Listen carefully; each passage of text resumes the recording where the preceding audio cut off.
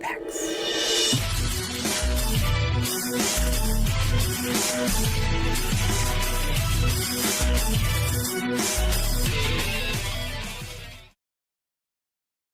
Welcome one, welcome all. This is your host Apex Ashan, or should I say Apex Frisk?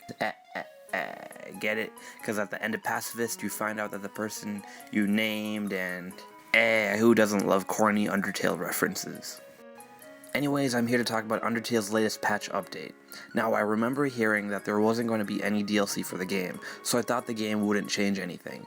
So when this patch came out, I was surprised.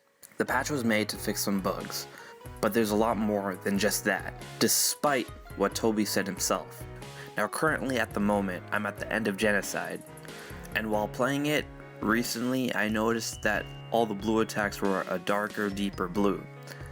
Now at first, I thought maybe my screen was acting funny or my eyes were acting up.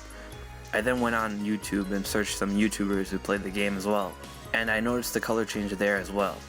And at that point, I couldn't tell if there was an update to the game for colorblind people, or if I'm going colorblind. And it turns out it was the first one. It isn't a major change gameplay-wise, but I just thought it looked weird because I was really used to light blue. Anyways, it's good that people that have colorblind problems can struggle less when playing the game, especially since I've been meeting a lot more colorblind people and hearing about colorblind people more often. You're white. Oh no, you're blue as well. Are you all blue? I should point out as well that I have a tiny minor fraction of color blindness. The next change was for the music puzzle, which made the puzzle easier for people who had trouble figuring it out, and it also helped people that were tone deaf. It's nice to see that Toby's been accommodating a lot of people with their problems. If you stand still in front of the statue, the solution to the puzzle appears above. There is also extra dialogue added to a number of characters. For example, when checking Temmie in battle, it'll say Temmie rated 10 out of 10. Burger Pants also has two additional things to talk about, one referring to the ice cream seller, and the other about Mettaton, and how he makes him wear costumes.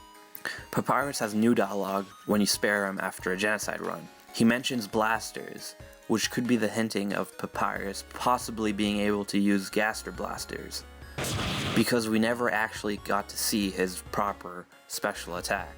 If you call Papyrus at Alphys' lab in front of the dog food, Papyrus will say that he remembers Sans having it, which could be hinting that Sans already knows about the Amalgamites, and that he may even feed them. In the dev room, you can fight the dog, and new dialogue is added when the action is done. There is also several stat changes to characters.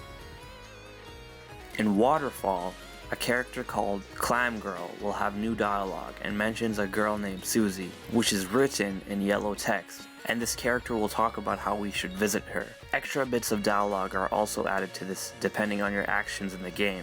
Doing a genocide will have the Clam Girl tell you not to visit Susie anymore, and beating the game on Pacifist will have her tell you that there are other opportunities for you to meet her.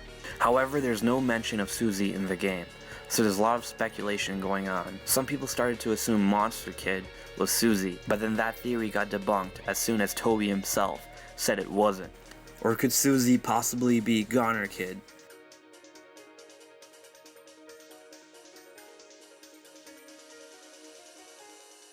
The last few changes are probably the biggest. Now, if you've been searching up Undertale theories and facts before, you may already know about Gaster, a special character that can only be heard of when editing the files of the game. A lot of people speculated that Gaster is somehow related or connected to Sans in some way. And in the new update, when you go into Sans' secret room behind his house, after talking to Clam Girl, there's additional dialogue talking about a picture of 3 people and the message, "Don't forget." The assumption here is that those 3 people are Sans, Papyrus, and Gaster. Possibly Alphys instead of Papyrus is also possible. The "don't forget" message may possibly be a correlation to when timelines are changed in the game, and to not forget what happened, or maybe even not to forget Gaster, who may possibly not even exist anymore after his experiments. The next update is when things get really interesting. A lot of people assume that Gaster is just a scrapped character from the game, because you only ever find anything about him when messing with the files. On a normal playthrough, you could never find anything about him.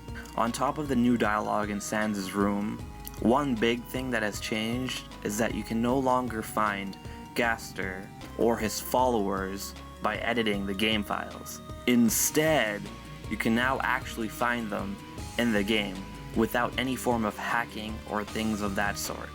That alone is a canonization of Gaster, a character who was once believed to be scrapped from the game and never made it into the final product, but instead now, him and his followers are officially a part of the game.